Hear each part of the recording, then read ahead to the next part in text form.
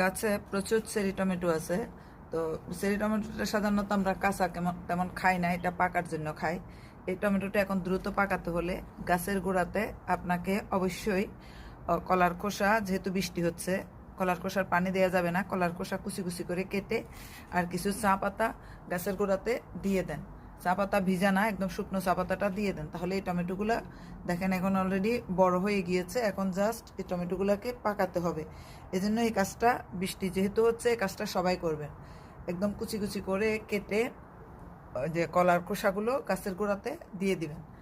আর সাথে যদি আপনার ডিমের খোসার গুঁড়ো থাকে সেটাও দিয়ে দিবেন, তাহলে এগুলো আর একটু বড় হয়ে সাথে সাথে পাকা শুরু হয়ে যাবে। তো এমনিতে পাকবে না, কারণ বৃষ্টি হচ্ছে, আবার ঠান্ডা চলে এসেছে অলরেডি। ঠান্ডা পড়তেছে খুব সকাল থেকেই দেখলাম।